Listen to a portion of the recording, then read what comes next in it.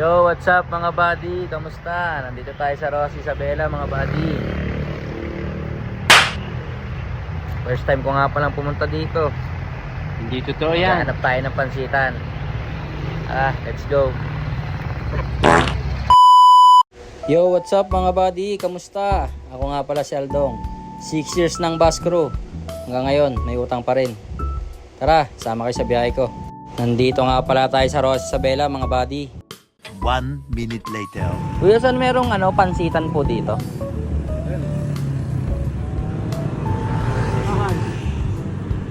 may Rupali na yan. Malayo kasi kapag sa sentro mo. Walking distance. Ayun lang po, yung Rupali lang po. Rupali na yan. Okay, salamat po. Mga buddy, off nga muna pala tayo sa Baguio City. Dito naman tayo sa Isabela bibiyahe. First time ko nga lang palang bumiyahe dito mga buddy sa Roas Isabela.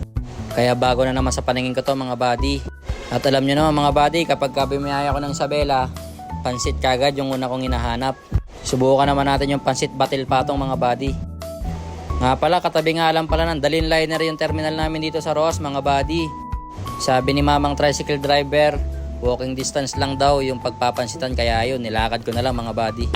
At ito naman yung terminal naman ng Florida mga buddy. Ayan, magkakatabi nga pala yan, Victory, Florida, tsaka Dalin Liner. Ang ganda ng terminal nila mga buddy, simple lang. Sa amin kaya maluwag dahil merong drop and go mga buddy. At ito, natanaw ko na nga pala yung pagpapansitan, yung Ahays, Batil Patong, and Tapsilugan mga buddy. A few moments later. Tara mga buddy, pasukin natin yung loob. Meron pa akong ibang mga pansitan na nakita sa Google Map mga buddy. Kaso ito yung pinakamalapit kaya ito muna. Next time na lang yung iba sa susunod na biyahe. Okay naman yung lugar niya mga buddy, maluwag, tsaka maraming pwedeng kumain. Tapos ito nga pala yung menu niya mga buddy. Iba't ibang klase yan, meron ding silog. Tapos yung mga nakabilao mga buddy. Tignan nyo lang para may idea kayo pag kung sakaling pupunta kayo dito. Batil Patong po kayo dito. Magkano po yung overload? 130 sa 100. Dalawang klase po. Dalawang klase. Pwede yung overload, yung 130. Tsaka dito mga buddy, ikaw mismo yung maghihiwa ng sibuyas mga buddy. Ikaw rin yung magtitimpla kung anong gusto mo, kung lalagyan mo ba siya ng sili o hindi. Ako kasi mga buddy, sibuyas lang, tsaka yung kalamansi mga buddy, yung nilalagay ko. Pero kapag may chili paste, naglalagay din ako. Kunti lang mga buddy, hindi naman kasi ako mahilig sa manghang. Self-service yan mga buddy, ikaw na bahala tumimpla kung gaano karami yung gusto mong ilagay. Laso na nga pala yung gamit mga buddy, yung maliliit na sibuyas, kaya ang hirap hiwain.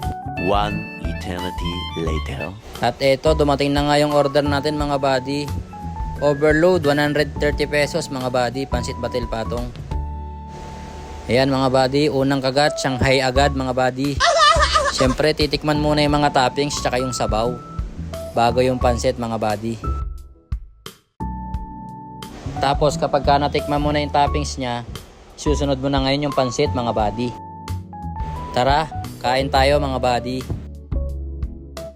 Tubong Cagayan Valley nga pala ako mga buddy, kaya medyo yung panglasa ko sa pansit iba. Ibang iba pa rin yung lasa talaga ng gawa ng mga taga Tugigaraw mga buddy sa pansit batil patong. Okay din naman mga buddy, pero hindi niya nga lang na-meet yung pinaka-expectation ko talaga sa batil patong mga buddy. Kung sa presyo naman, ayos din mga buddy. Pero ayan, kailangan ubusin mga buddy, bawal magsayang ng pagkain.